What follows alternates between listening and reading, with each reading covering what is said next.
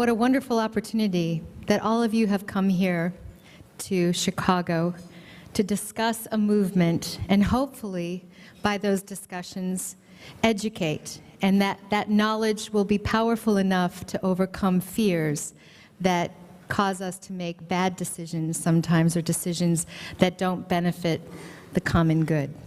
As many of you know, Fethullah Gülen, the figure who has been the inspiring force at the center of the international spiritual revival and service movement known to many of us as Hizmet, is not particularly happy with the phrase Gülen movement. This is because in the teachings of Mr. Gülen, the key to offering true service to God and humanity is to decenter the self and relativize the ego, so that the values which draw us into a deeper relationship with God and one another begin to define who we are precisely by displacing the selfish impulses which alienate us from God and from one another. Thus, to refer to a movement with this commitment at its spiritual heart, by reference to any single person's name, however inspiring, may seem counterintuitive. This said, however, I would like to offer an important defense of the nomenclature Gülen movement, at least up until now. It has helped those of us outside the movement learn about its nature and vision more openly and more clearly. Also, it has gifted so many of us with the knowledge of a quintessential Muslim leader, at a time when the world needs to celebrate such leaders and not allow their light to be, quote, hidden under a bushel, unquote, to use a phrase from the gospel of Jesus Christ. I really do think that Fethullah Gülen is a world leader of the magnitude of Mohandas Gandhi, very much rooted in his own tradition, but reaching out to the world with a message that can benefit us all and extending a hand of partnership to the rest of the world, offering models of cooperation that aren't the typical ones that we turn to.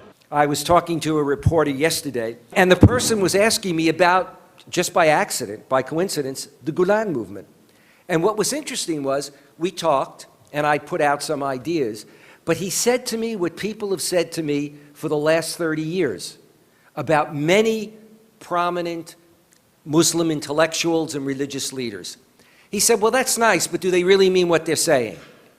So we start out with the idea that, post 9/11 in particular, that there are good Muslims and bad Muslims. And we ask the question, where are the moderate Muslims? Even asking that question has an incredible implication, okay? Then, and we set out criteria. Then when we find Muslims who meet that criteria, we then say, they probably don't mean it. Fethullah Gülen is too good to be true, operating from that cynical perspective. A cornerstone for his thought, and one that I think really then lays the groundwork for many of the positions that he then puts out, is an emphasis on the fact that what one is looking to is a reconstruction of religious thought in Islam, that he emphasizes the centrality of freedom of thought and expression.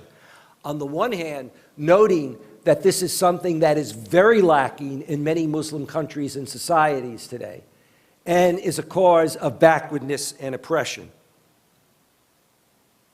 On the other hand, emphasizing that Islam and an Islamic society is one that is composed of conscious individuals equipped with free will who have a responsibility and an obligation for themselves and for others to engage in this process of change. As the Quran tells us, God will not change the state of a people unless they change themselves. And so, in his own words, there's a sense that each society is responsible for the fate of its society in an ongoing way. Fethullah Gülen attempts to walk a fine line between the two. He talks about sovereignty belonging to the nation unconditionally, and that does not mean that sovereignty has been taken away from God and simply given to humans. It means that sovereignty is entrusted to humans by God. And many of us know that the Quran itself says that human beings are to be the vicegerents of God, the caretakers, those who are to realize God's will in history. So the fact that God is sovereign of everything in the universe doesn't preclude free will and free choice.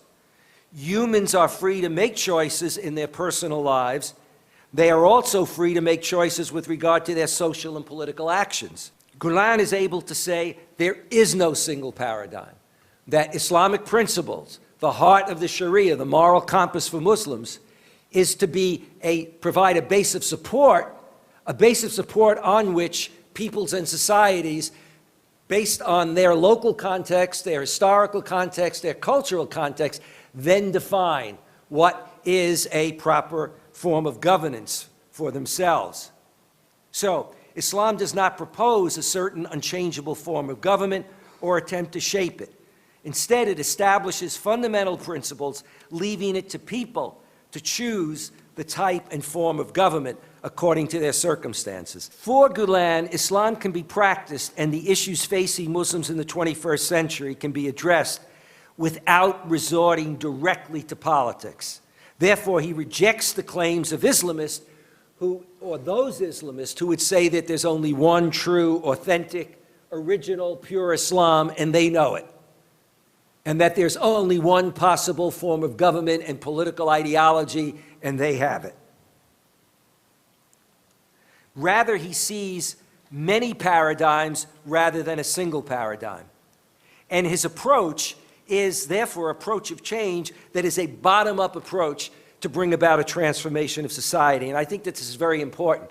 The failure of many of the Islamic modernist movements from the late 19th and into the first part of the 20th century was that there were many people who could provide an ideology for state and society, who could provide a new, if you will, theology for Islam in its engagement with modernity, but very few who took the time to realize that the challenge was, how do you implement it? If you don't implement it, then all you have are ideas that get archived, ideas that are in books and that people occasionally refer to and read.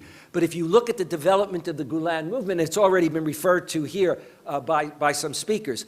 Here you have an actual social movement. So you have a vision that gets operationalized in a network of schools and universities that extends across many parts of the world, and that exemplifies an approach that basically says our schools will teach the best of modern sciences, math, etc., along with a reformist understanding of religion and its relationship to, as it were, a world in which we have not one single model of modernity, which is, quote, Western and secular, but of multiple modernities. The reformist outlook of people like Gülen and others that becomes very important as a message to these voices of discrimination and hate, but also becomes very important as a message within the Muslim world. Because one does realize that the situation in Islam and the Muslim world, just as it is, from my point of view, receded politically in the 30 or 40 years of my career, so that things look worse in Israel and Palestine, and worse in many parts of the Middle East, and worse in terms of Western-Muslim relations, but also within many Muslim societies. The rise of a kind of militant form of Islam, and also the swing back to a kind of ultra-orthodoxy, which also, by the way, that swing back also exists in contemporary Christianity and Hinduism today. But all of those forces are out there, and they underscore even more the importance of a reformer like Fethullah Gülen. Thank you. The importance of Fethullah Gülen is that he is, yes, he's a reformer who brings a vision for both Islam and Islamic reform and relations between Islam and the West. But equally important is the fact that there is a social movement that has been inspired by him and that has implemented, to a remarkable way, this vision through a network of schools and universities, hospitals, relief agencies, and done it in a way that demonstrates a coming together of the notion of, if you will, Islam and modernity, right, and also a vision of Islam in a global world and in a pluralistic world, and an engagement of that global and pluralistic world, and does it to a remarkable degree.